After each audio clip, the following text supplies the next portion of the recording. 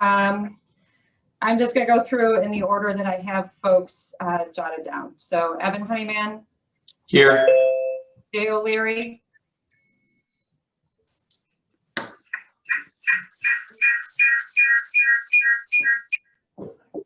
I'm here. I'm sorry. Thank you. Jim Calciano. All right, Bruce is going to go try and track down Jim. Okay. Sally Hatzenbuehler. Here. Jay Bombara. Here. Liz Gemsky. I'm going to say no. She had sent an email prior. John Renahan. Here.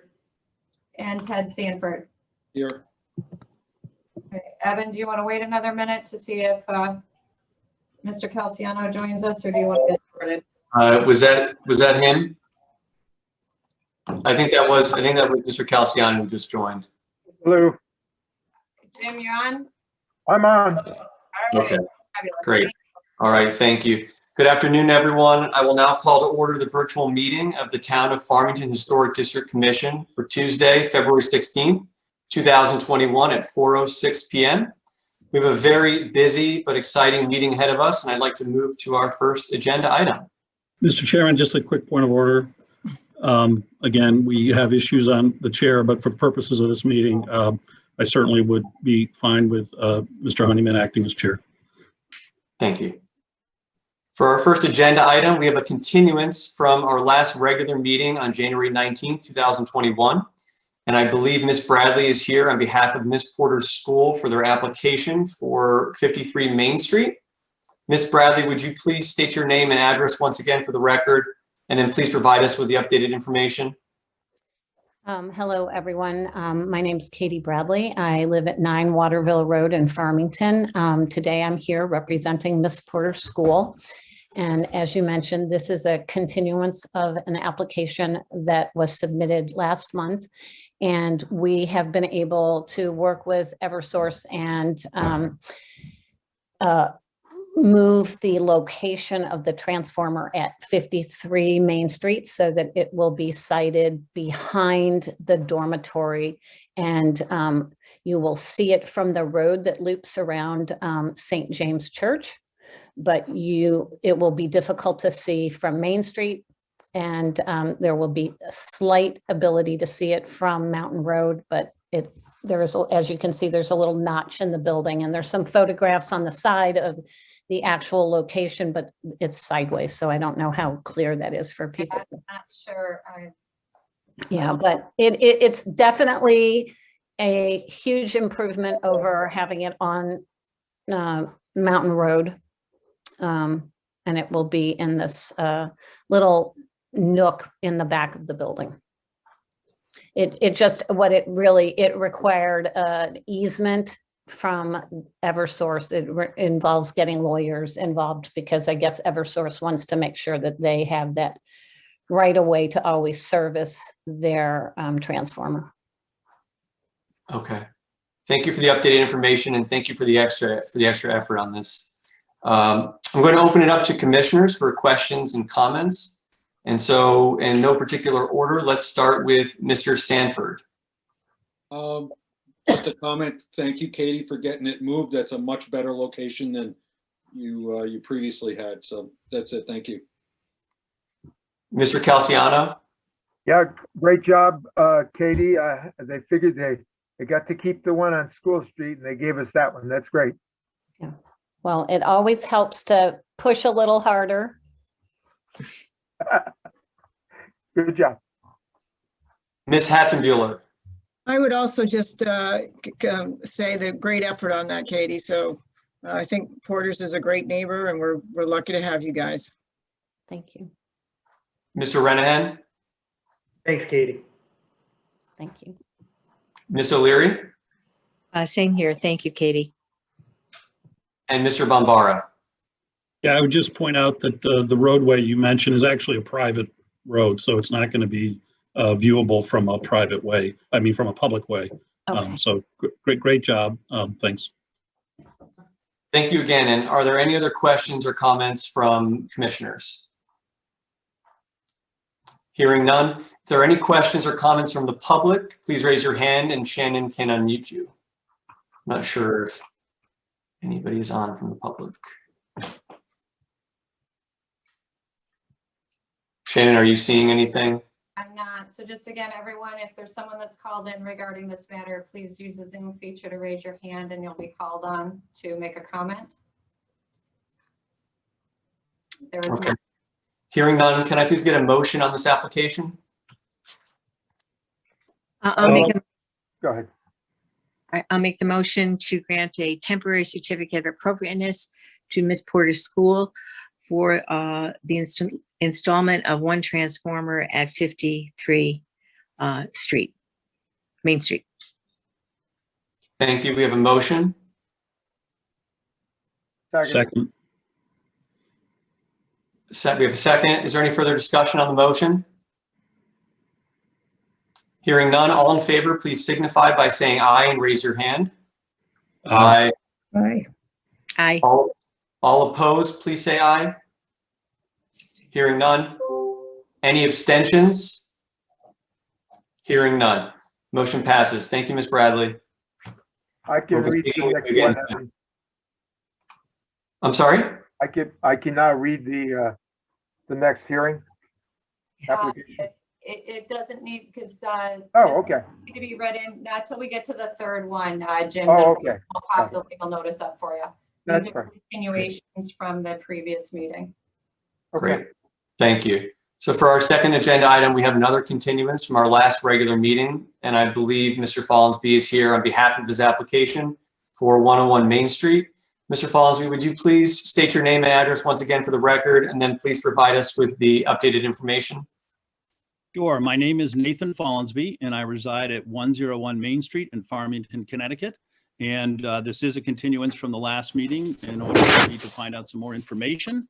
Specifically, pretty much asked about the propane tanks, but I also worked on getting the measurements. And the email, Evan, that you just had up really describes the various aspects of it. I can read it to you if you want me to, but this essentially, the two propane tanks will be sort of back towards the shed there, that outbuilding. And there is a good 10 feet between them and the north borderline, property line. And then if you add the two of them, which together measure 5 feet, you're in 15 feet.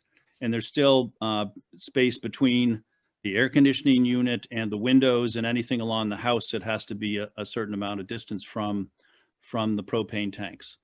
The propane tanks also have to be a certain, let's see. Also, should tell you each propane tank is 51.7 inches tall, so just over 4 feet.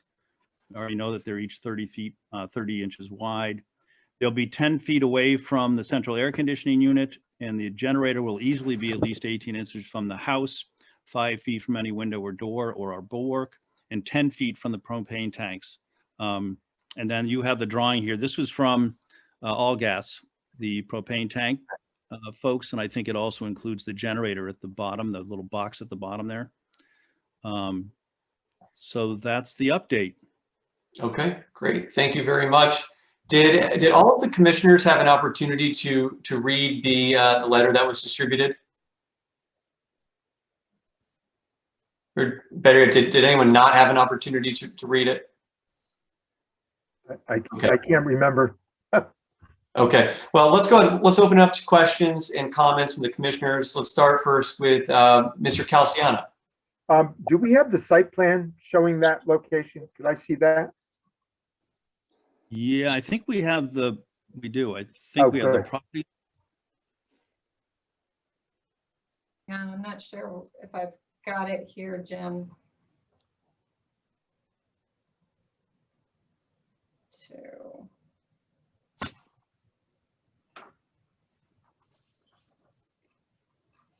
Yeah, I put everything that came in today, I put together into one.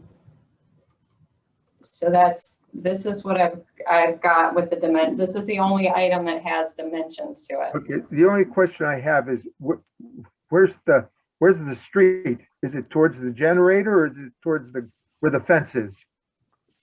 I'm sorry, the street, Yes. Main Street? Yes, It's actually from where the picture's taken, deep, you keep going back and the main street is to the, what would be the west of that. behind us. Yes, behind us. How far from the street is this? Oh, the generator would be, oh gosh, it would be, I would say maybe 15 yards, 20 yards. And I'm trying to remember the picture, because when I drove by there, was there shrubbery in front?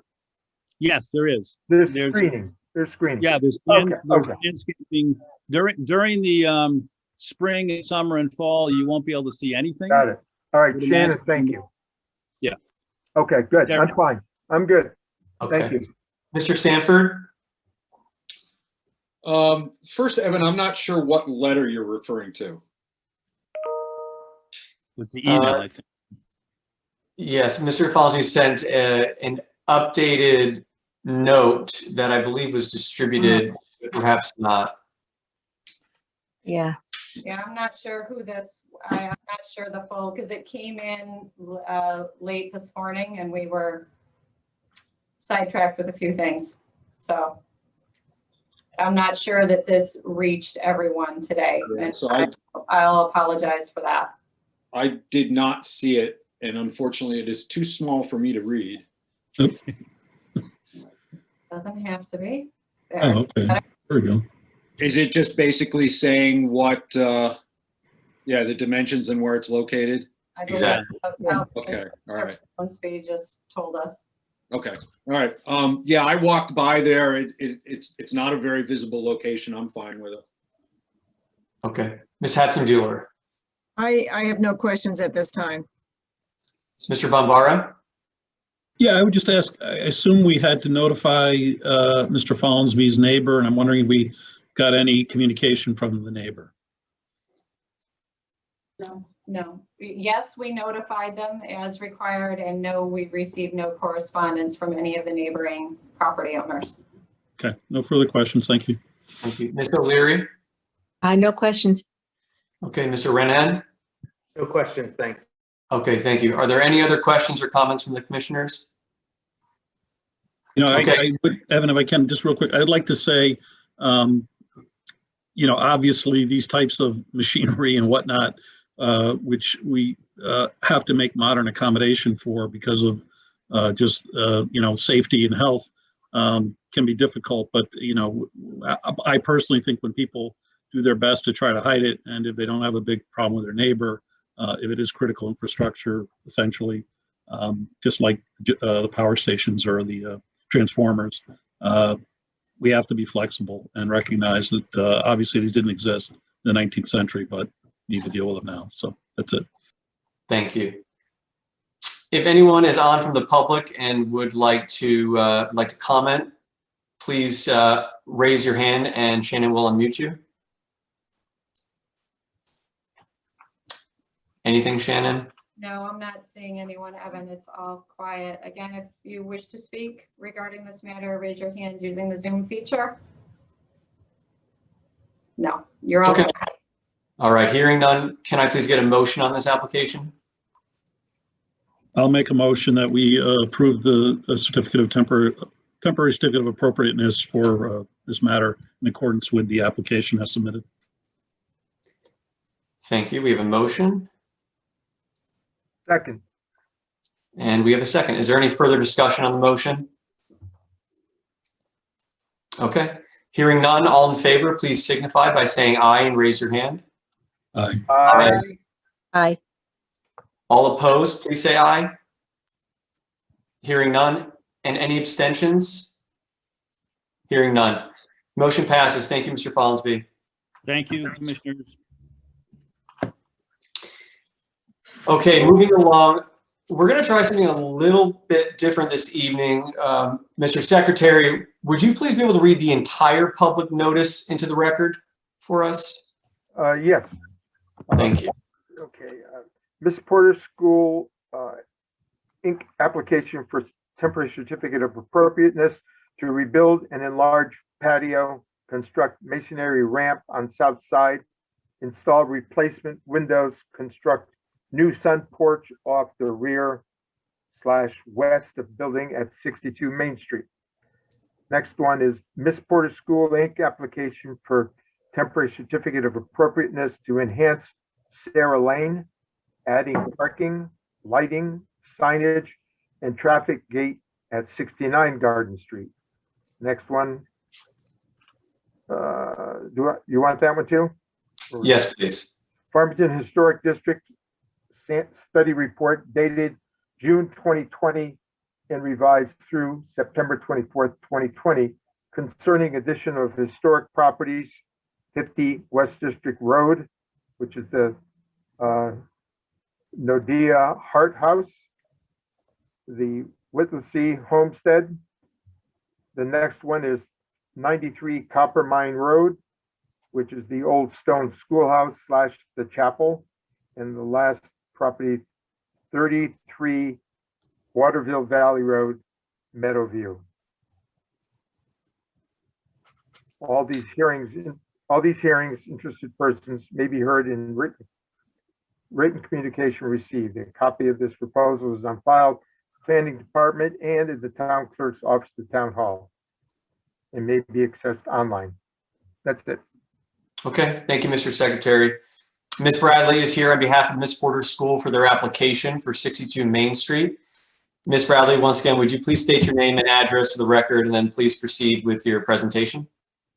Yes, hello again. My name is Katie Bradley. I live at 9 Waterville Road in Farmington, Connecticut, and today I'm here representing Miss Porter School, and we are asking for permission to enhance our building at 62 Main Street called the KLG. It was formerly the Kate Lewis Gym. We would like to replace the windows using Lincoln aluminum clad wood windows with the same number of 8/8 where it's appropriate, and 6/6 to match the existing window patterns. We'd like to rebuild and enlarge the stone and brick patio on the western side of the building. We will be adding approximately 13 feet out further west and about 10 feet further south. It's a circle, so it's not that, I mean, I can't really calculate because I haven't done my geometry in a long time. I can't calculate exactly how much, how many more square feet we'll be adding, but you can see in this drawing that in the existing patio is a square and we're making a circular patio.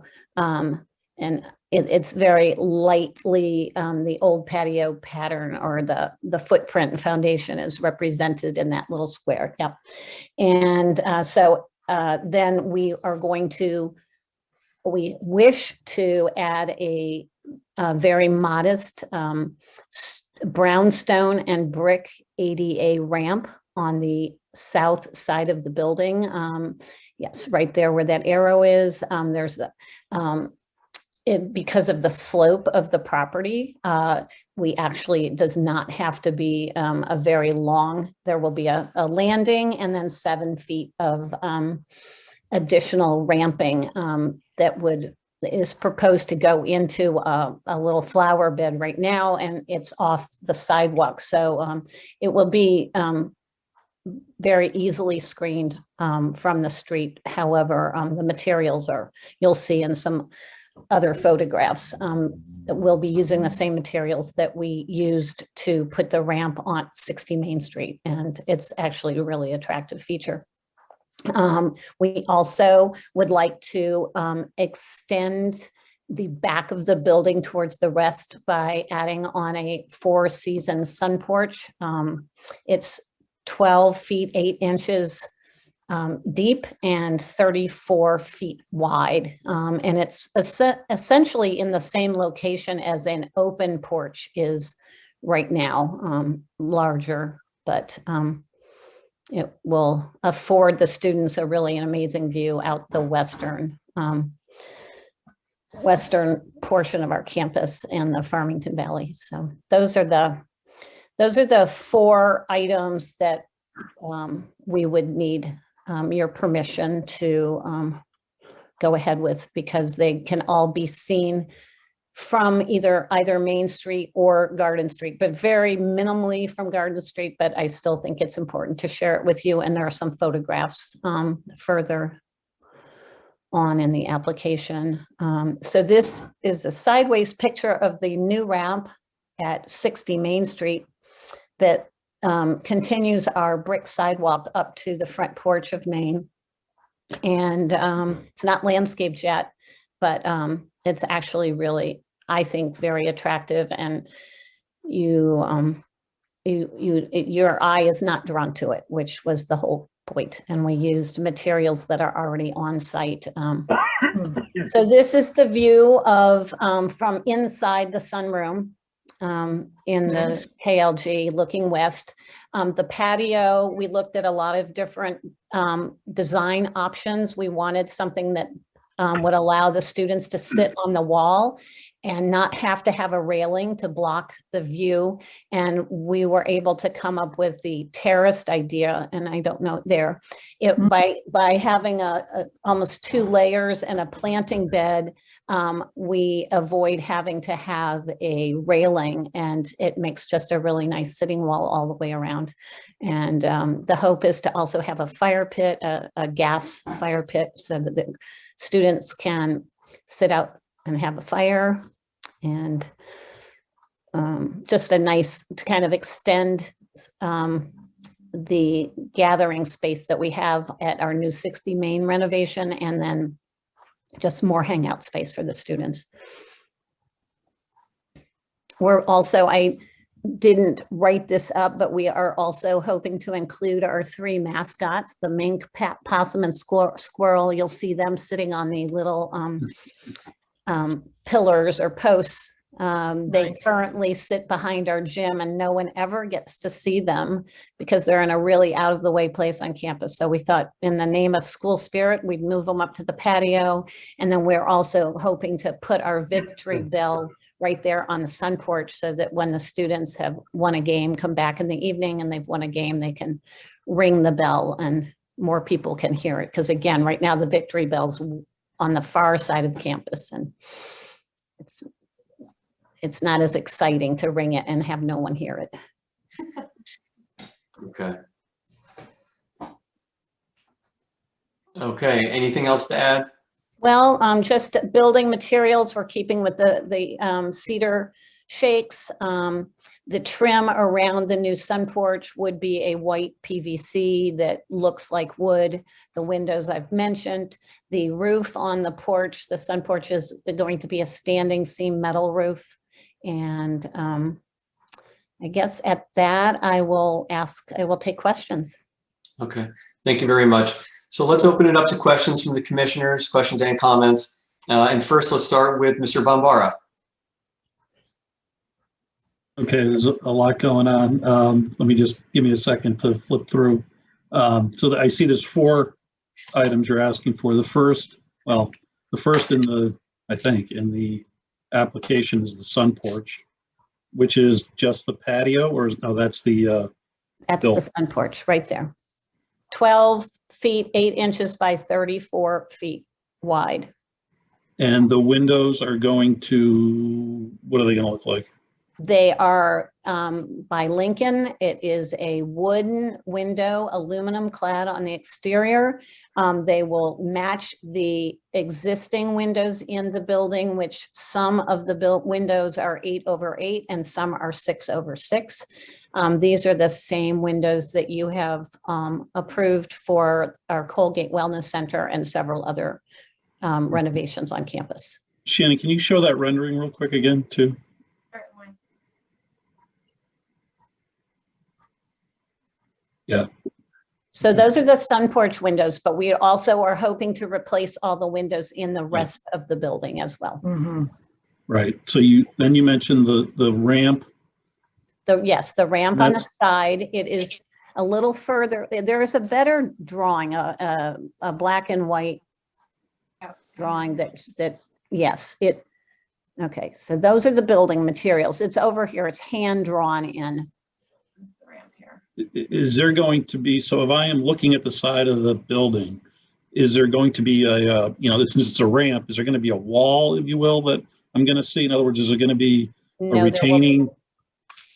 To Well, it retain? will be similar to, you will see what you just saw in the 60 main ramp, a slight elevation gain. Yeah, so yes, it'll look like that then. Is that Yes, your- correct. Okay, all right. We talked about the windows. And then the patio. Can you show the patio again, please? That No, view, or do you want black and white? No, that's fine for me. So it's going to be brick pavers and It's you're gonna brick have a fire. pavers, and it's going to be a slate top ring around the edge and stone walls. And I see these little, what do you Yeah, call them? those are made out of cast metal. And currently they're sitting over near the amphitheater behind the The mink, the possum, and the squirrel? yes, the mink, possum, and the squirrel. There is a photograph that I submitted, and I don't know if it's in this package because I did send it maybe, I thought it was with the original application. It shows the view from Garden Street, and you barely can see this entire, there it is. That's it. Yes, okay. Okay, so I Right. don't think you're going to see the mink, possums, and squirrels from Well, so Garden that, Street. right. So I guess, first of all, as always, thank you, Ms. Porter School and Katie, particularly for a very good set of materials and presentation with all the information we need. I will say that even if this was very viewable from the streets, which I don't believe most of it really is, I think it would be fine, but I have no other questions. Thank you. Ms. O'Leary? I have no questions. I think it looks beautiful. And I agree with Jay on what a nice job Ms. Porter's always does with their presentation. I think it's beautiful. Mr. Renahan? Hey, thanks, Katie. I think it's a really thoughtful design and looks beautiful. Thank you. Ms. Hatzenbuehler? I would just echo that it looks beautiful. I look forward to the final product, but you seem very thorough in everything that you guys do, and it's a very impressive process that you follow. Thank you. Mr. Sanford? Just two quick questions. You mentioned PVC trim. That's flat casing, I think, on that building, right? Yes, correct. Okay, so you'll just match what's Will existing. match exactly the existing profile. Okay, and then you mentioned 8/8 and 6/6 windows. The drawings for the back show, I believe it was 12/1. Are they going to be one light on the bottom? You know, that's a very good question. We were trying to match the ones on the side, but on the back, we were hoping to leave the bottom solid one pane so that there was just more viewing. But the others, the 8/8 and the 6/6 will go where we are replacing the windows on the existing building. Okay. Yeah, I have no problem with the one light on that back addition. It's kind of in keeping with that shingle style. So, no, I agree with everybody else. It looks really nice. Well, we'll have to have you all over. Mr. Calciano? Yes, Katie, this is a classic shingle style building, one of the nicest looking gyms I've ever seen. And you're really keeping the shingles, the windows. It really is great. I do have two questions. I notice you're adding a porch staircase going down to the patio from the existing, and I'm assuming that is going to be same materials that are on the other side. Correct. Existing, the same materials, the cedar shakes, the wood stairs, wood steps, wood treads, exactly the same. It's just to make the patio more inviting, a way Right. to get out of the, and I'm sorry I didn't mention that, but it takes an existing landing and a stair that goes north towards the Main Street side, but we are just going to also, I don't know what that's called. There's a special name for that. I can't remember where it's the same landing, but the stairs go down Yeah. two Yeah, different no. directions. It makes a lot of sense. You get easy access. You don't have to walk all the way around. Correct. The other question is the ramp that you're putting in. is there any requirement for a railing, or is it, if it's under 12 inches, there's no requirement? What is I'm not sure what that code is. That is a very good question. I do not know. I was told that because it's literally, it's one step high. Because as you can see, the elevation change is we're essentially going, the ramp is essentially going to be flat. Right. It's not going to be going up or down. It's just going to pick up at the appropriate spot on the sidewalk where you just go straight into the building. But if we have to have a railing of any kind, it will match any of the other black iron railings that we have on campus. Okay, I suspect you may need one at least attached to the building, which the black iron you've done before is it's perfect, and everything that I see is just great, and it's a welcome addition, and you know the circular, it's just a great feeling, the continuation of everything you've done over there. So Porter's has done, it's great. I'm good. Thank you. Thank you. Are there any other questions or comments from any of the commissioners? Sir Chair, the Ms. Gemske has since joined our meeting, so I don't know if you want to ask if she's got any questions. Okay, Ms. Gemske, do you have any questions or comments on the application? I don't. I joined late, so I apologize, but it looks good. No problem. Okay. All right, hearing none. If there are any questions or comments from the public, if you could please raise your hand on Zoom and Shannon will unmute you. Okay, I'm not seeing any of them. Okay. Hearing none, can I please get a motion on this application? I'll make a motion to grant a temporary certificate of appropriateness to Ms. Porter's. Let's see. To rebuild and enlarge the patio, construct the ramp, install replacement windows, construct a new sun porch. And that's it on 62 Main Street. Okay, thank you. We have a motion. Is there a second? Second. We have a second. All right, is there any further discussion on the motion? Hearing none, all in favor, please signify by saying aye and raise your hand. Aye. Aye. Aye. All opposed, please say aye. Hearing none, and any abstentions? Hearing none. Motion passes. Thank you, Ms. Bradley. Thank you. Oops, we got a little bit of feedback there. Okay, moving along. Ms. Bradley is here, also here on behalf of Ms. Porter's School for their application for 69 Garden Street. And Ms. Bradley, would you please once again state your name and address for the record, and then proceed with your presentation. Yes. Hello, my name's Katie Bradley. I live at 9 Waterville Road in Farmington, Connecticut. I'm here today representing Miss Porter's School and our application for appropriateness, certificate of appropriateness for 69 Garden Street. We are, I'll wait because it will. This is a photograph of me standing at Garden Street. These are our current conditions, looking up the large white rectangular shape in the distant future.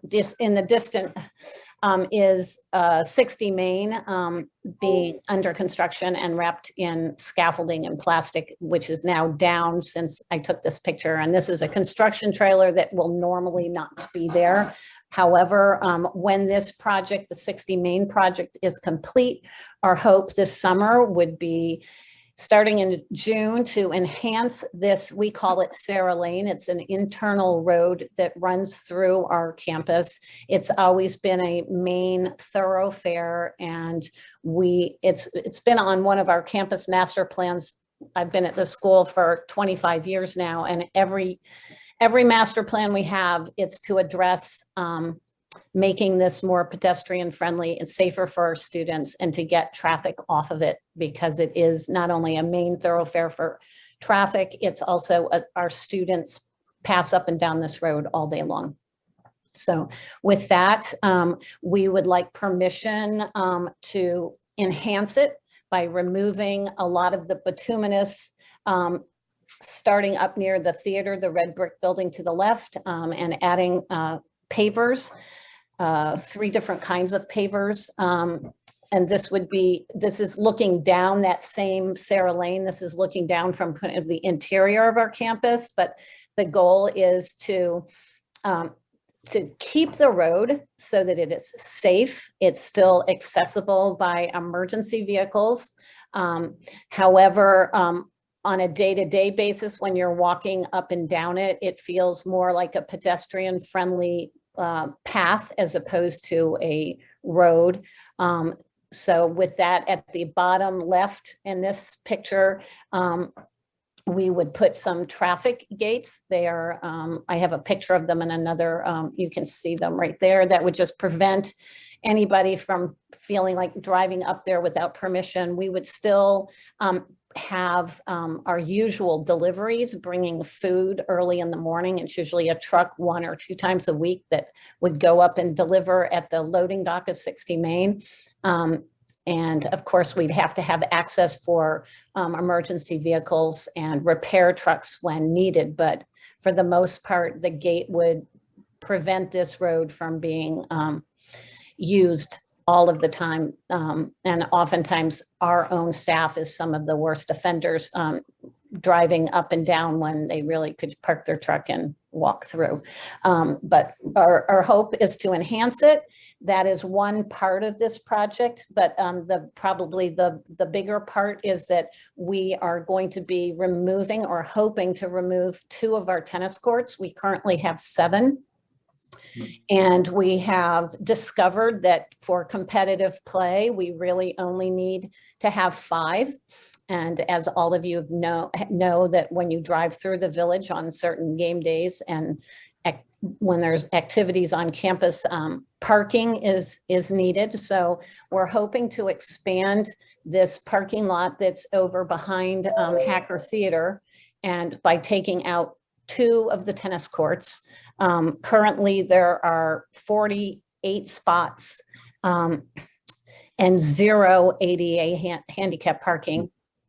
We are hoping to add a total of 63. So, but there would be 53 standard spots, 3 ADA spots, and 7 parking spots for compact cars.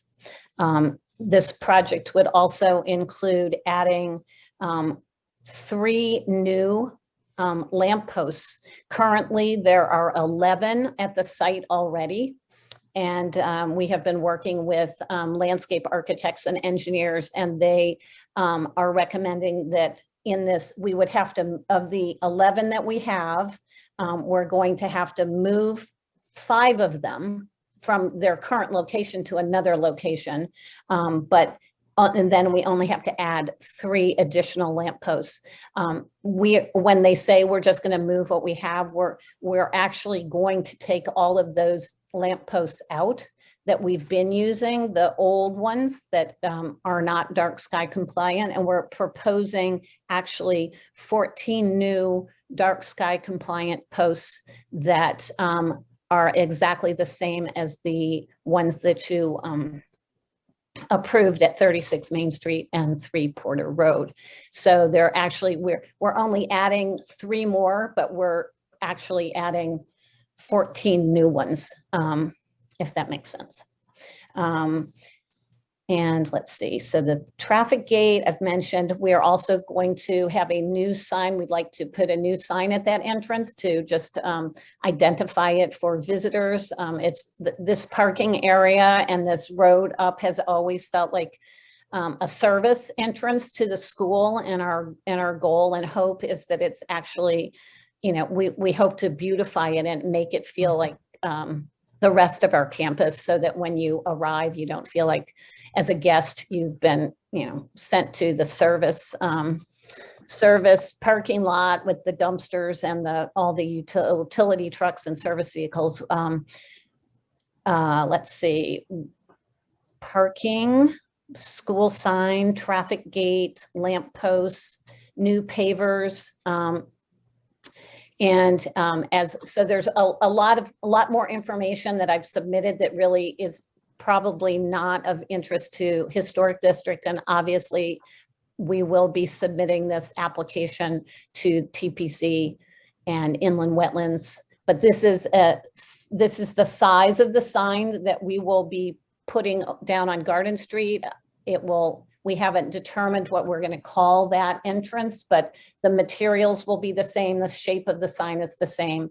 It's the same sign that you have also approved over on Porter Road for our new north entrance loop off at 3 Porter Road. These are the sample of pavers. They are unilock pavers. The red brick is called Town Hall. The granite cobble pavers, granite cobble. And then the Westport has the look of a slate. And we have worked with a couple of different landscape architects to come up with this idea of, you know, an appropriate surface that can handle large trucks, but by mixing the materials in the way that we have, the final mix, we feel makes it feel very pedestrian friendly. And when you're walking on it, we hope it's not going to feel like you're on a driveway or a road. This is the gate. It will be a painted metal.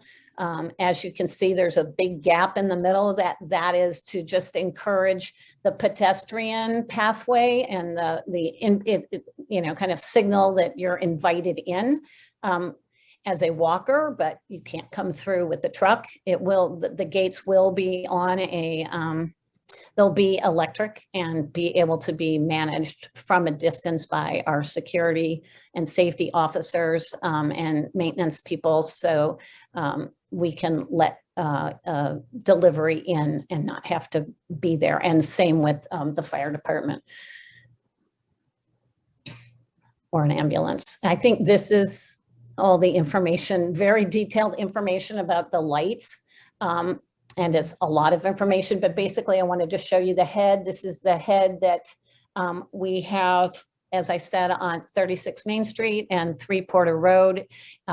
It's actually very attractive and it casts a very nice light. And as you know, it's dark sky compliant. So the light does not go up, it only goes down. And we've been very happy with it on campus, and we're slowly trying to replace all of our other fixtures as projects move around campus. Again, I think there's just a lot. If you keep going there, you'll see the post, and that matches very much the traditional fixtures that we have on campus. In fact, there are some places where a new fixture is, within 15, 20, 30 feet of an old one, and you don't even really notice until the light comes on, and then you notice a substantial difference. This is the last slide in this set of PDFs. Katie, you had also sent through photos today. Would you like to go through those? Sure. I know how important it is that, we look at, so there was one in here. This is very similar to what you saw before, but the second one is the landscaping plan that I thought you might all be interested in.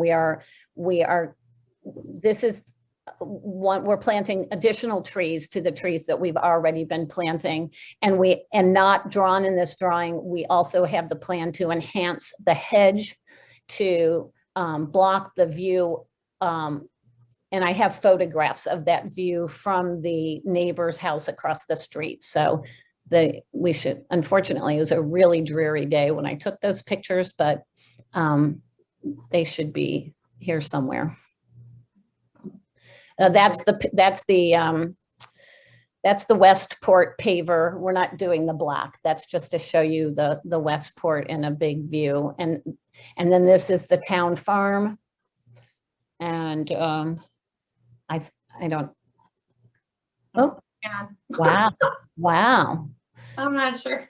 Oh, okay. So this is the colored rendering of what we hope this looks like when we're done. You know, we'll have the sidewalk that walks across the kind of the rotary.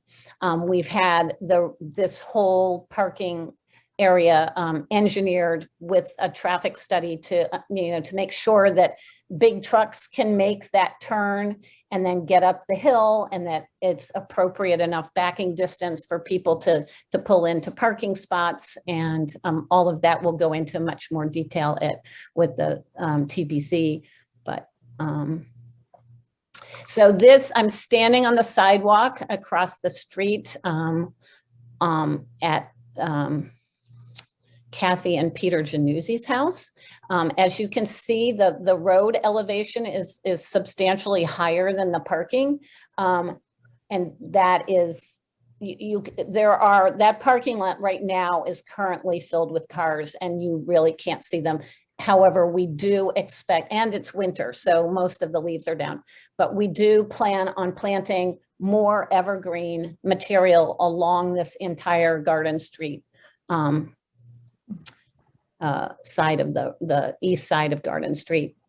And then I moved a little further down and you see there is some evergreen, there's some hemlocks and spruces and pines. And I just kept moving down the street so that now you can see the tennis courts, but those are the tennis courts that are staying in that fenced area to the left. The tennis courts that are coming down are behind these tall trees. And just, I mean, right now behind, I don't know why I put that picture in there, but what you know what, I think I did a panorama and maybe that didn't show up. Maybe I think that's what all those little ones are. Oh, it could be. And I think that's probably the last one of the pavers. Okay, and I guess the only other thing that I want to say is currently behind all of that shrubbery and the trees is the temporary kitchen and refrigerators and coolers and like it's a triple wide trailer that's there right now that's feeding our staff and students, and you can't even see it from the sidewalk across the street. So I'm just, with these photos, hoping that I alleviate some concern that the parking is going to be an eyesore, and we're going to screen it even better than it is screened currently. Okay, thank you very much. We'll open it up to comment and questions from the commissioners, and we'll start with Ms. O'Leary. I don't have any questions. It's a lot of information. I think it's all been well appointed. I don't have any questions. Okay, thank you. Mr. Calciano? Yes, once again, it's an impressive rendering, and it really is going to add that entrance is always, as Katie has said, look like a service entrance. So I'm pretty well pleased. So Katie, I have a question. There's that little circular area. Is that going to be, I couldn't tell, was that raised with some shrubbery? It has some planting materials in it, and the darker lines that you see in this kind of circling around it are actually pavers that they're recommended as opposed to a curb that can be jumped by a large truck. They've done some engineering study to show that it's going to slope up an angle so that there's a bed contained in it, but there's nothing it's just I can't remember what they called it, but it will delineate the bed and separate the bituminous material around and prevent trucks from making a mess. So to get that circle and that access and parking, I assume you went closer to the pond, probably. Yes, I think on one of the images in the original set, you can see that we had to go a little bit closer to the pond. One of the things that I know is not really in this purview of the historic district, but under this parking, we have set up all sorts of retention, water retention and pure water cleaning. They're special units that are put in under the parking lot that's going to capture the runoff from the additional impervious material and also capture runoff from Sarah Lane that we've never captured before. It's just gone into storm sewer drains and then into the river or into this retention pond here. And so we're going to go above and beyond and try to prevent more soil and salt and sand and all the things that end up further downstream. And looks like you'll be changing all the old lights to the new lighting, which we've approved before, which are, pretty attractive. Yes. I'm good. Everything I see, I think is really appropriate for the district. It looks great. Thank you. Ms. Gamsky? No, I don't have any questions. Thank you. Looks good. Ms. Hatzenbuehler? I don't have any questions either. It's exciting and hopefully it'd be nice to see it when it's all done.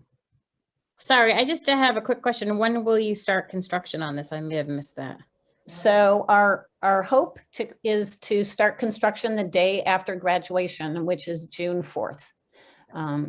As some of you know, we ripped that entire Sarah Lane up last fall to get ready for, or actually last summer, to laid new electrical, new gas lines, new water lines. We've updated anything that we need to update is now already under that pavement. So with the idea that we were getting ready for our 60 Main renovation, but knowing and hoping that in June, we'd be able to start actually addressing the cosmetic renovation.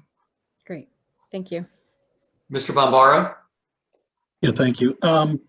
Katie, just for clarification, when you're done with the parking, there will be a total of 63 spaces? A total of 63 spaces. Okay. Right now we have 48. Right. You're not making 63 more. Okay. So No. there's 15 being added. Correct. So you are so if you drive in now, the parking on the right, which are you pushing that further to the pond? Is that what I heard? Yes. Okay. Slightly. I can't remember the measurement, but it is in one of these documents that I've submitted. You'll see the outline of the current condition is underneath the new proposed.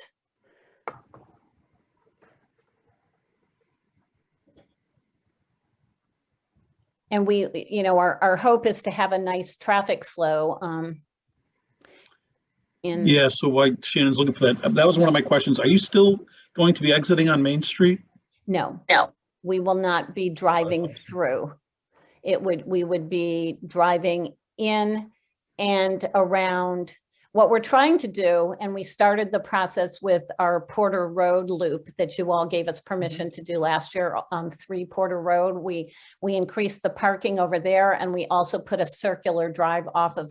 So what we're trying to do is divide up our parent pickup and drop off locations so that we can get away from the pileup of cars on Main Street waiting to turn in.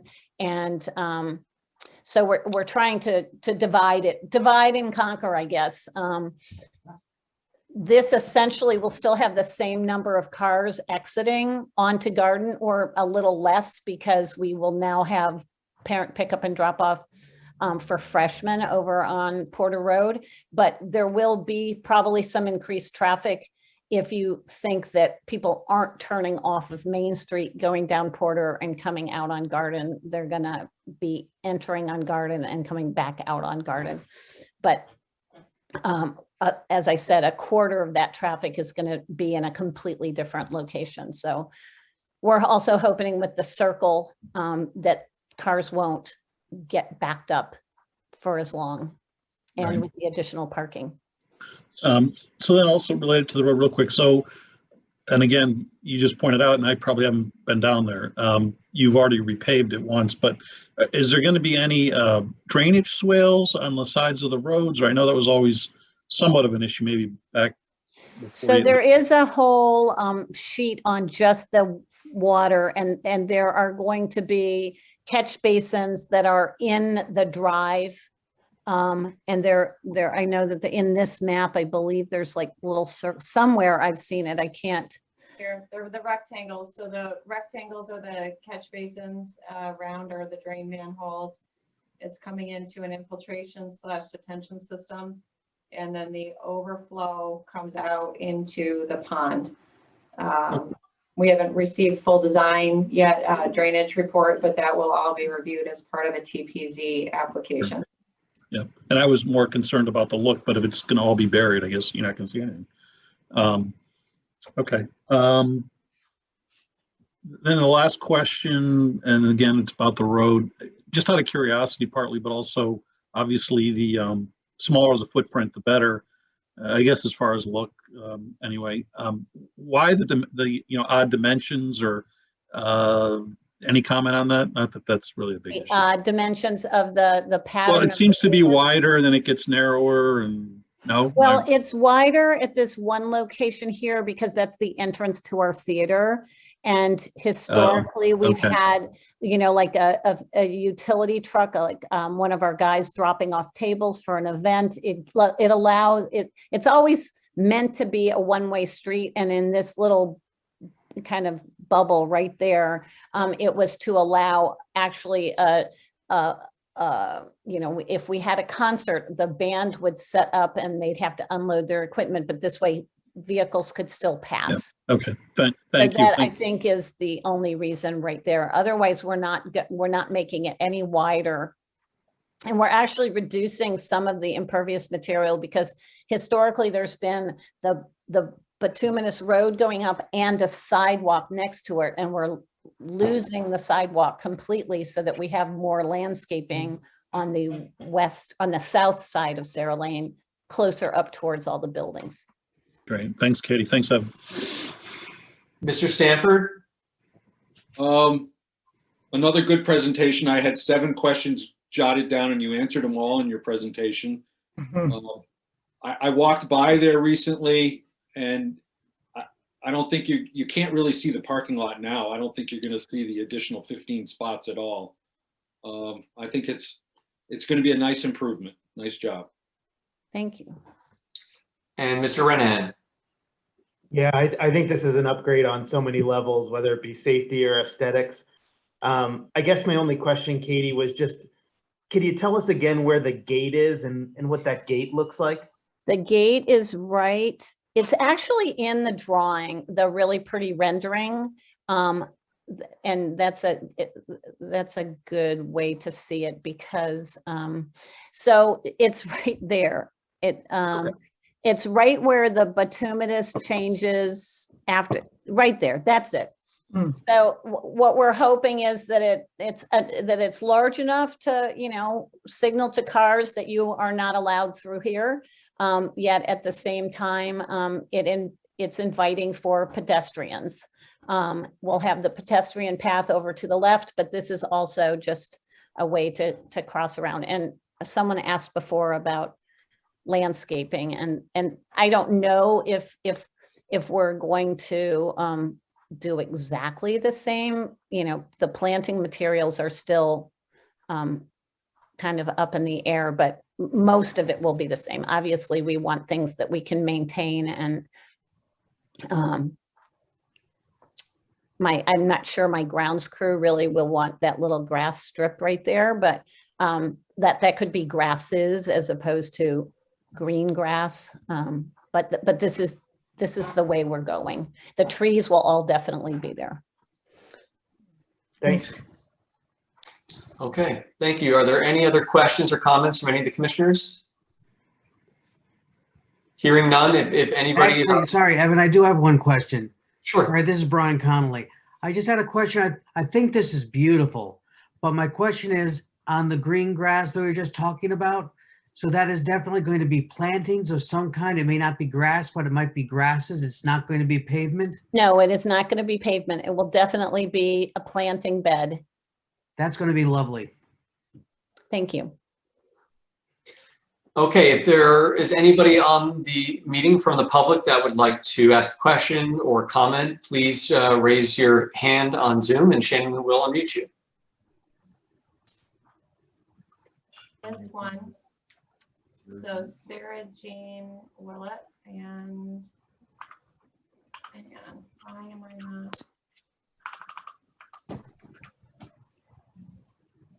No, you didn't send over controls. Yeah. I don't know, but you didn't. Okay, Sarah Jane, you can go ahead and you should be able to go ahead and unmute yourself.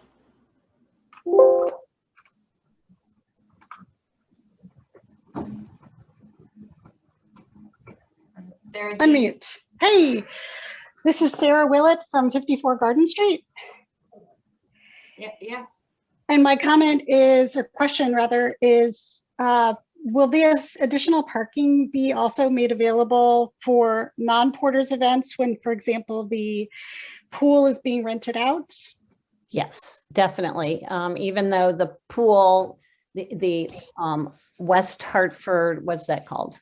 The swimming program that happens in the summer, this will definitely be available for the swimming program. Wonderful. Thank you. It looks great. I'm looking forward to it. Thank you. Okay, are there any other comments or questions from the public? Not seeing any. Okay, hearing none, can I please get a motion on this application? I'll make a I'll make- motion. All Okay, right, go go Jane. ahead. You go ahead, whoever else will stop speaking. Okay, I'll make a motion to grant a temporary certificate of appropriateness to Ms. Borders to enhance Sarah Lane, add parking, lighting, signage, and traffic gate at 69 Garden Street. All right, thank you. We have a motion. We have a second. Second. Okay, we have a motion and a second. Is there any further discussion on the motion? Hearing none, all in favor, please signify by saying aye and raising your hand. Aye. Aye. All opposed, please say aye. Hearing none, any abstentions? Hearing none. Motion passes. Thank you, Ms. Bradley. You're all set. Have a Thank good you evening. very much. You too. Great. Okay, moving on to the Farmington Historic District Study Report. Before I turn it over, I just wanted to thank Shannon and Jay O'Leary and Jay Bombara for their efforts with this expansion and the study report. A lot of hard work and effort went into this. And so we owe them a great deal of gratitude, and also to the homeowners. So thank you very much. And with that, I will turn it over to the Assistant Town Planner, Ms. Shannon Rutherford. Thank you, Evan. So we're going to do just a brief welcome and thank you to our prospective homeowners that have. Shannon, I'm having a trouble hearing. I don't know if everybody else is. Could you get closer to the mic, maybe? I can try to elevate my voice. That's about as Thank good you. as mic is Better. attached to the screen. So welcome, everyone. And thank you to the homeowners who've been patient with us this afternoon, as we did have a lengthy agenda. Thank you to Ms. Munson and the Reimers and our Farmington Historical Society. And we're going to get right into this. So the presentation is going to start with Jay O'Leary discussing the homes and the district.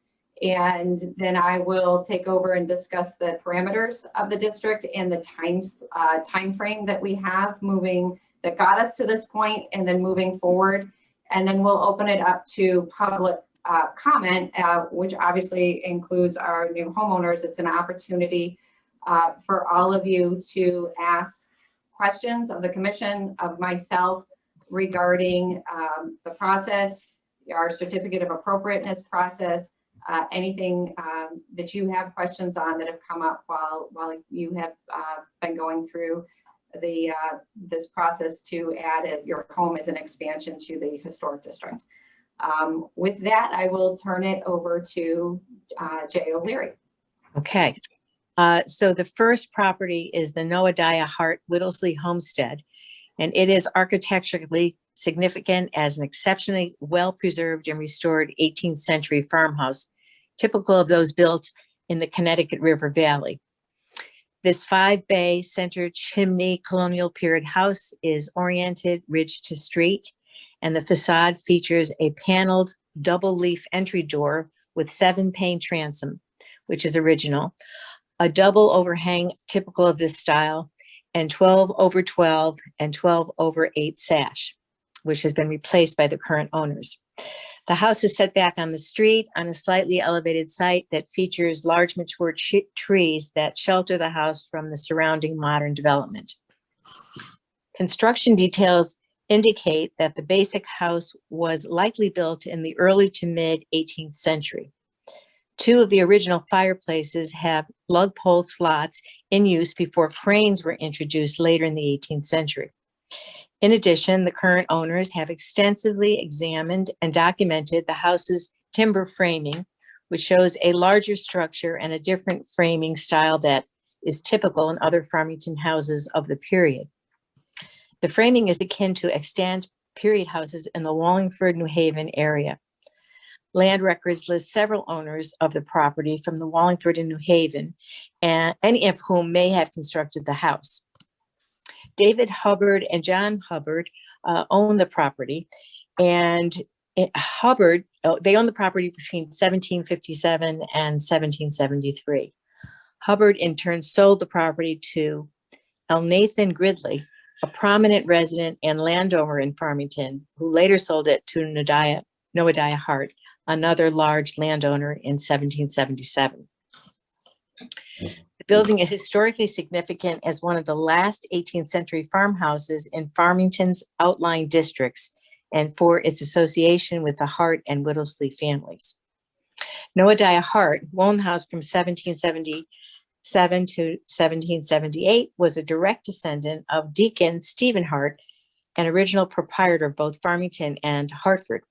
In 1778, Hartford sold the house and property to Abner Whittlesey, who came to Farmington from Washington, Connecticut. In 1787, Whittlesey married Ruth Wadsworth. Abner's estate in 1821 granted administration to Harvey Whittlesey of New Preston, who had married Ruth Dolly, Abner's daughter. Harvey's estate sold the property to George North, a farmer, in 1864. The 20th century brought changes to the property as it shifted from a working farm with substantial acreage to the 0.91 acre parcel on which the house currently sits. In 1841, the house, with buildings attached, dominated other structures such as barns and a cow house. The 1820s L on the house burned in the 1960s, and other outbuildings were demolished as land was sold for the residential development that now surrounds the historic building. In addition to the historic house, the property currently includes a detached garage and 2 outbuildings added after 1976. From 1941 onward, the house was owned in succession by Wright, Olson, and May families. The current owners, Mark and Janice Reamer, purchased the house in 1976. Okay, the second house, is the old Stone Schoolhouse / the chapel. It is architecturally significant as a late 18th century vernacular stone building constructed by local people using locally sourced materials. The modest building is constructed of quarried brownstone. A narrow wood door with a 5-panel transom is located on the southeast elevation.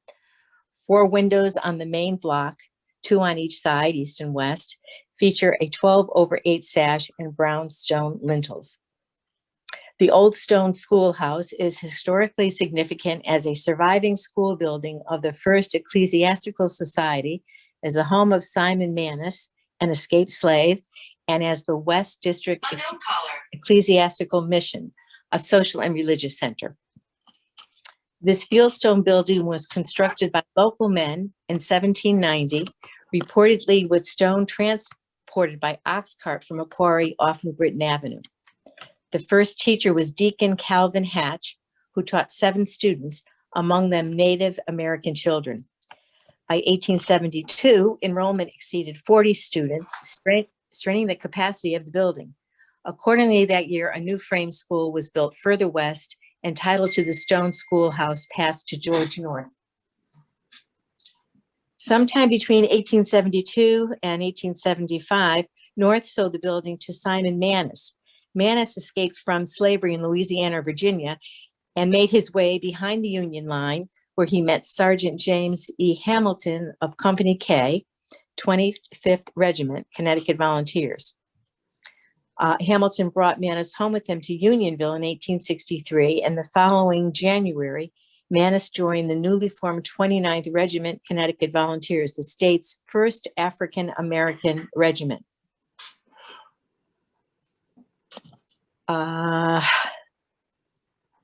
Manus married Victoria Kelly at the First Presbyterian Church in Hartford in 1866. The couple had 4 children. In 1876, Simon Manus sold the property to several neighbors. This group was called the West District Ecclesiastical Mission, established as a religious and social center in the building, naming it West District Hall.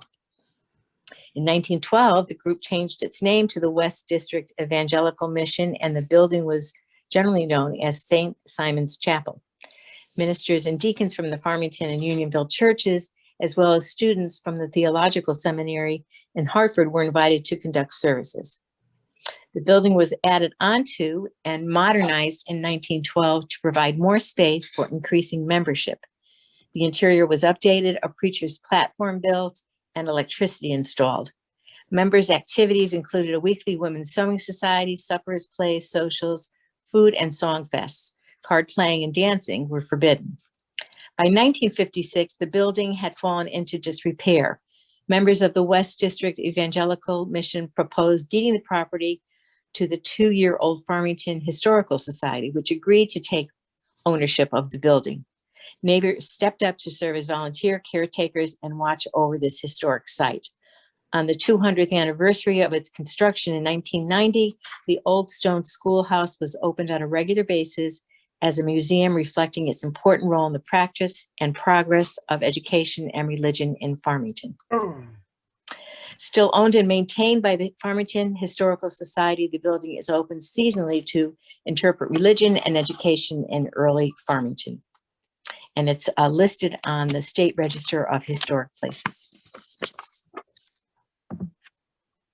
Okay, and the last one, Meadowview. It's architecturally significant for combining the broad massing of the shingle style and the classic detailing of the colonial revival style. An off-center entry door is flanked by multi-paned sidelights. The gable ends feature large overhanging eaves, and numerous additions extend from the rear elevation. Meadowview sits on 6.3 acres on the west side of Waterville Avenue on a slightly elevated site surrounded by a large open lawn trimmed with shade and fruit trees. The Farmington Country Golf Club, of course, borders on the lot to the north and west. The Farmington River flows to the west. The yard is enhanced by a small pond and brook. Also on site are a large garage, a frame shed, and a concrete pool. The house is historically significant for its association with Noah Wallace, the builder, and Harry Nee, its owner from 1908 to 1947.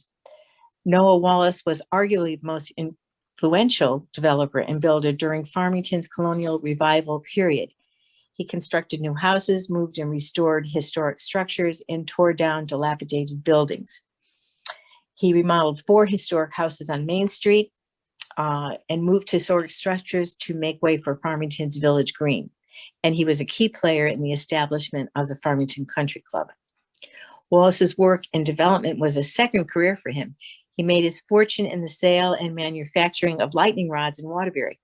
In 1887, he purchased a large tract of land in Farmington to build his own house. He also purchased the Pine Woods, a vast tract of close to 2,000 acres spreading across Farmington and neighboring Avon. Wallace later sold a section of the property to Theodate Pope Riddle for her Avon Old Farm School. After his death in Florida in 1933, he bequeathed $250,000 to establish a fund for the operation of the Farmington schools. Because of this large gift, Center School in Farmington Village was renamed Noah Wallace School in his honor. The current owner, Nicholas J. Gross came into possession of the house in 2009. And it will have to update the report because the the current owner actually has changed the call, and we have Angela Munson on the Oh, I'm sorry. No, and the report has to be updated. So that's one of the Okay. reasons we have these public hearings, because Okay. that's one of the things that we do. We make sure we get all these edits in place. Shannon, Shannon, can I just then jump in for a second? Sorry. So I do want to thank Angela Munson, who is on. I believe I see her with her 2 children as well. And what happened, and the reason why you hear Mr. Gross's name is when we started this process, Mr. Gross was the owner, and then he subsequently sold the house to the Munsons. I worked with the town and the Munsons, and we spoke with them, and they were gracious enough to agree to continue the process. And I have to thank them very much for that, and see already that they've been great stewards. So thank you. Absolutely. Thank you, Jay. You're welcome. Coming up to the top of this slide presentation, I just want to share the map, because the map gets updated as part of this process as well. And you can see that there's the green for the Old Stone Schoolhouse, the red for 50 West District, and the yellow for 33 Waterville Road. And these are going to be standalone historic properties for the historic district, as they are not contiguous to your immediate boundary here in the center of Farmington. So that concludes the first part of the presentation, and then I'm going to open up the second part. I'm gonna make sure I'm closing the right thing and I don't accidentally close the meeting. Okay. Guidelines for construction and alterations and applying for certificate of appropriateness. And let's see if I can get this to. Okay. So this is all the fun official stuff that we'll go through. So the guidelines are general overview, and I am going to read this. I know some of this, I'm going to read it for the purpose of the new homeowners for the expansion, so that they understand the purpose of the commission. So the commission's goal is to preserve and protect exterior features that make the community a warm and welcoming one that people want to live in, while following for appropriate modifications to properties as the community changes and grows. And the authority is limited to decisions that govern only those features, buildings, or parts of buildings that are visible from a public street, way, or place. Note, the commission has no jurisdiction over paint color or, and this is getting cut off on me. Sorry, folks. I'm gonna have to go back to this view because the slide's getting cut off. Note, the commission has no jurisdiction over paint color or landscaping. And that's set by the Connecticut General Statutes. Standards, national standards are set by the U.S. Department of Interior, and they focus on preservation, rehabilitation, restoration, and reconstruction.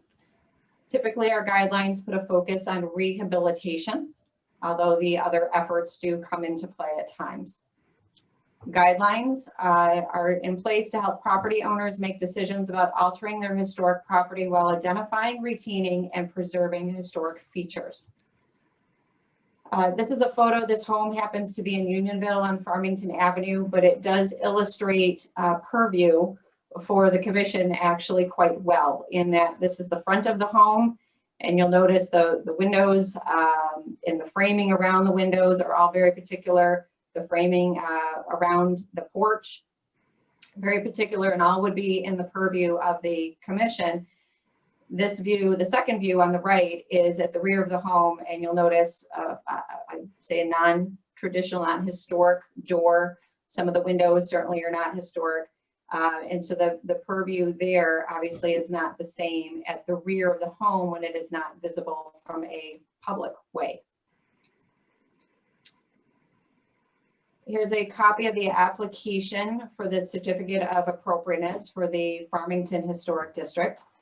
And per the guidelines for the Farmington Historic District, the submissions are to be made no later than noon, 21 days before the next meeting for the public hearing to be held. That allows staff time to process the application and get the appropriate public notifications into the newspaper that we are obligated to post. So that's what dictates that time frame.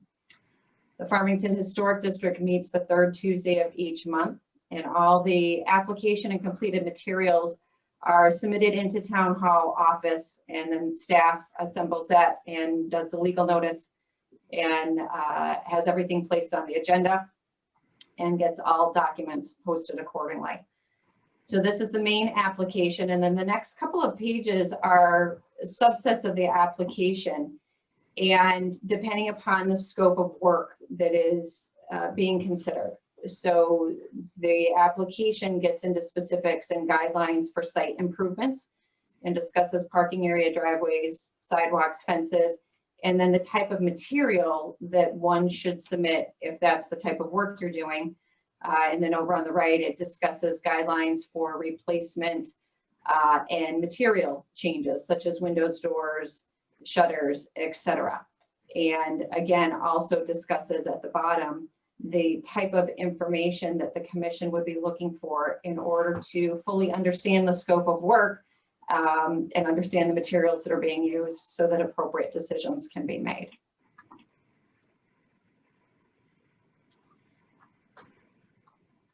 And the next one is also, again, part of the application, and it's guidelines for new construction or additions, such as an addition to your home or a new garage, barn, shed, etc.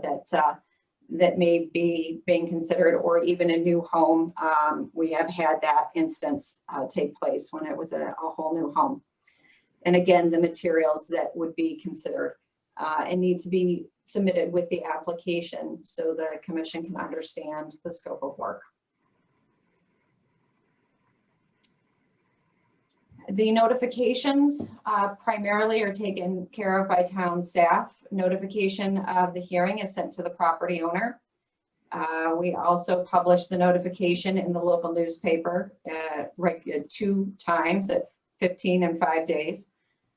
There is notification sent to the abutting property owners.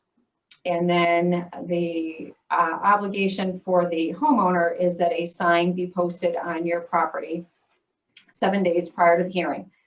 Their signs are available here at Town Hall. There's a $35 deposit that's refundable when the sign is returned after the hearing. And our public hearings do not proceed like the illustration on the left. They are more civilized, as you've seen this evening. You've actually had a great example this evening of the presentations that were made and the type of questions asked. And it is an open exchange of information between the commission and the homeowner or applicant with respect to the request that is being made.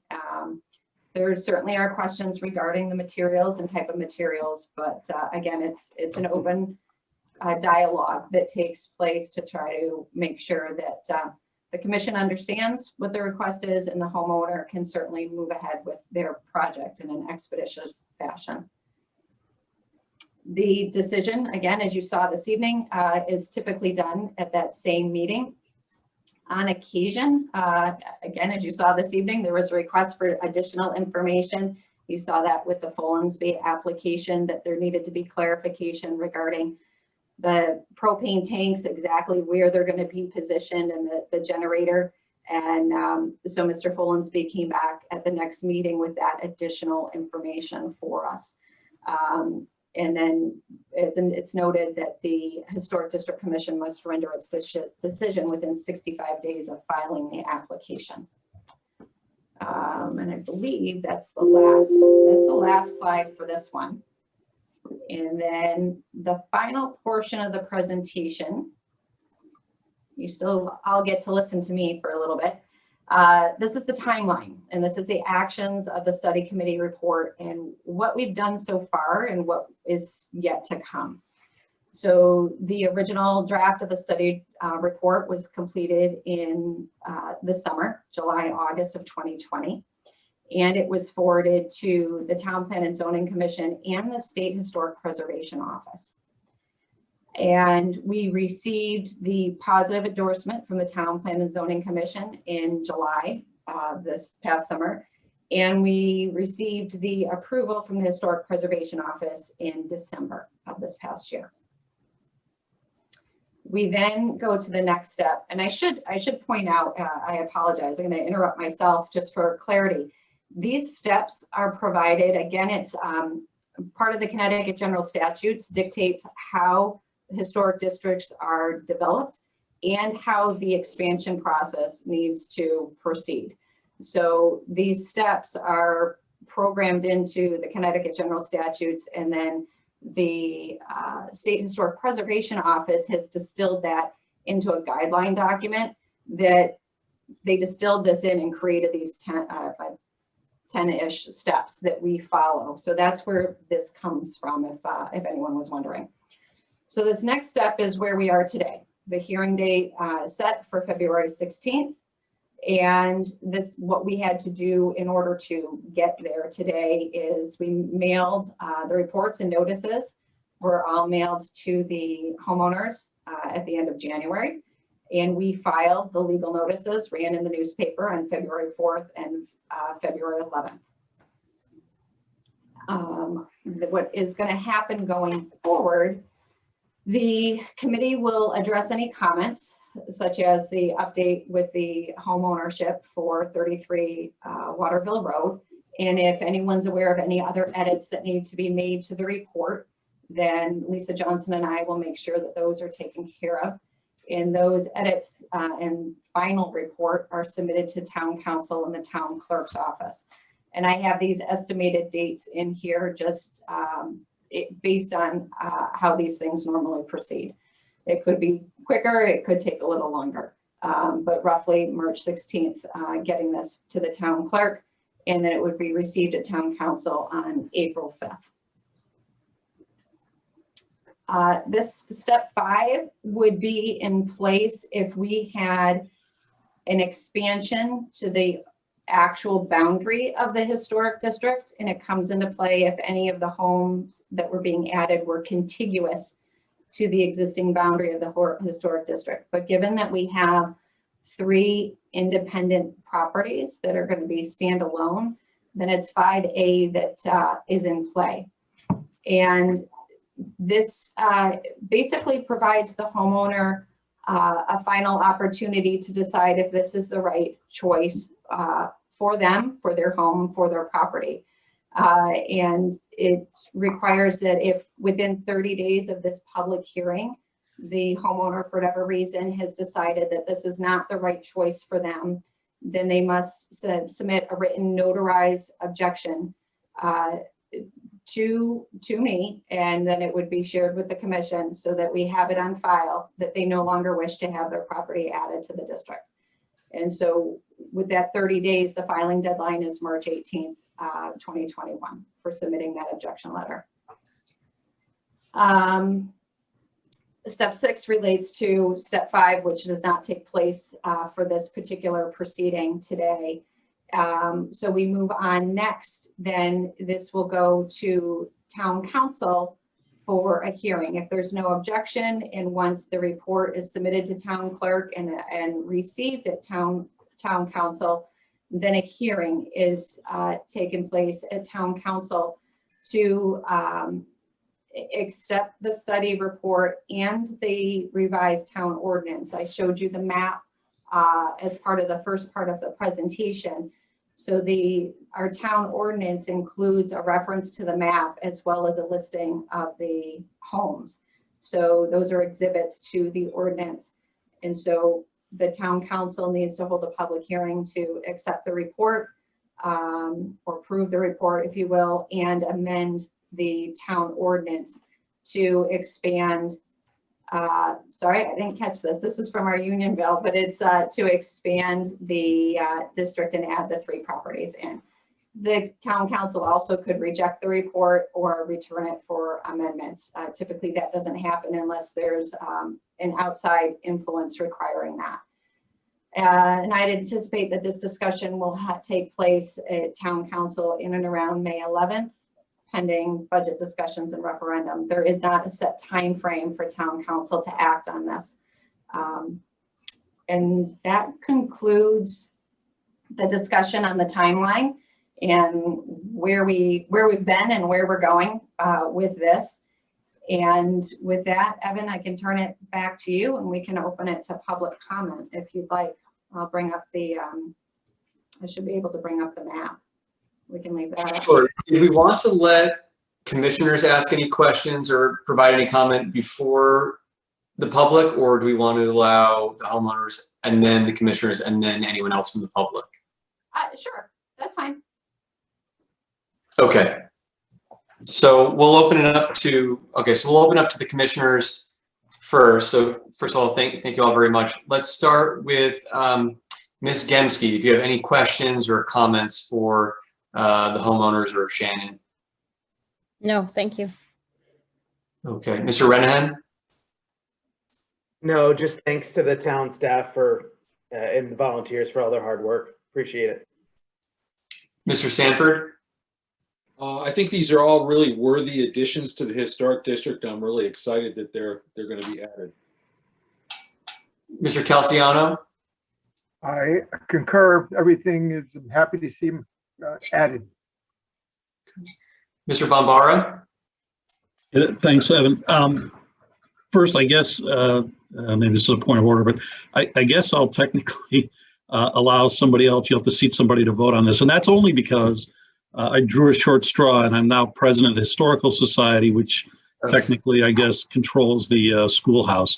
But I would like to say, and I guess I'll take the time now, that the schoolhouse is an amazing property, and I appreciate Jay O'Leary's description. I think she picked up on most of it. I think what's really exciting is we are continuing to research Simon Manus, a fascinating figure who, as Jay said, came up from the South with a Unionville regiment during the war, and then shortly thereafter enlisted in the 29th Connecticut Volunteers, one of the few, maybe the first all-black regiments, and then actually went and fought, went down to Louisiana and fought in some significant battles, and then returned to Farmington and Unionville after that. I really have nothing to add to what Jay said in the process, and as others have said, I can only thank wholeheartedly the other owners who are willing to do this. I know particularly the Reamers, if anybody wants to find out how you really restore historic properties, the work they've done is simply amazing, and I don't think many, especially me, could ever come close to doing what they've done with their home. And it's just spectacular that they're willing, including the Munsons, to put their faith in the town and in this historic district and the people that are on this to make sure we do the right thing and continue to preserve. And I hope that we can continue to add to the historic districts and properties in the future. Thanks. Thank you. Ms. O'Leary? I also welcome them to the historic district, and I think they're three great houses, and I think it's very exciting for Farmington. Ms. Hatzenbuehler? Yeah, I would just add that, again, echo that it's an amazing process. It certainly seems that way. It'd be awesome to be able to see some of those renovations, as well as, just the whole collaborative effort of both the homeowner and the historic district coming together to, bring these homes in the fold. It's awesome. Thank you. Any other questions or comments from any of the commissioners? Okay. So Shannon, would it make sense now we can turn it over to the homeowners to see if they have any questions or comments for us, and then after that, we'll open it up to the public if there is anybody on the meeting that wants to add any questions or comments. Sounds like a great approach. Okay. So we can start, we'll start with the Reamers. Sorry, I keep pronouncing your last name wrong, my apologies. But if you have any questions for us and would like any clarification on anything, we're happy to answer any of your questions. Although we're getting your feedback on your computers. I don't know if you're both logged in or how you've logged in, but. Yeah, we're both logged in, so I've moved to a separate room here. There we go. That's But already. I've enjoyed the process. It's interesting to attend the meeting. And thank you all for all your hard work. And we'll be happy to be part of this organization. So thank you again. And other than that, I don't have any further questions. Okay. Thank you. Okay. Right. Does Mrs. Reamer have anything, or we're all set? She's muted, but Okay. she's trying to say something now. Nope, that's fine. Can you unmute? Can you hear me now? Yeah. Yeah. Set. Okay. I also want to extend thanks to everyone involved, this entire process. Lisa Johnson was our initial contact in terms of preparing all the paperwork, the historical background on the house. And we appreciate her assistance in submitting our paperwork to start the process. And we're looking forward to completion by hopefully this summer. And thank you again. Great. Thank you very much. And I believe we've got Angela Munson on the call as well. Angela, do you have any questions or comments for us? No questions. Thank you. Okay, thank you. Thank you for joining us today. Okay, we can open it up to general public comment then. Okay, yes, if there's anybody from the public that would like to ask any questions or provide any commentary, please raise your hand on Zoom and Shannon will unmute you.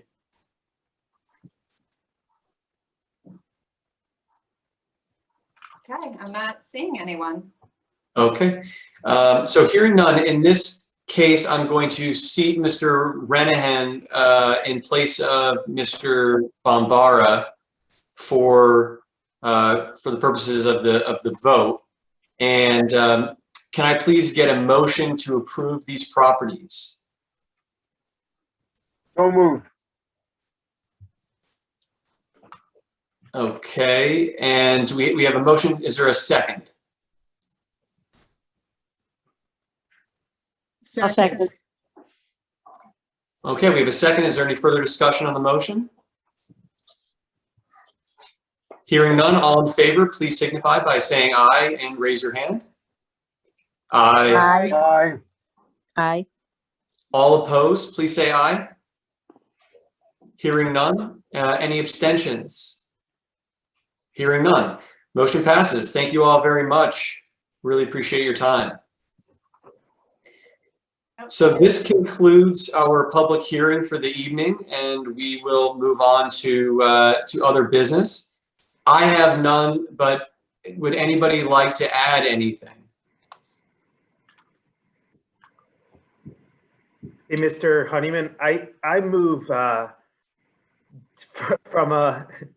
consider having us all maybe participate in a committee to discuss our elections in a future meeting. I think we've invested enough time together tonight.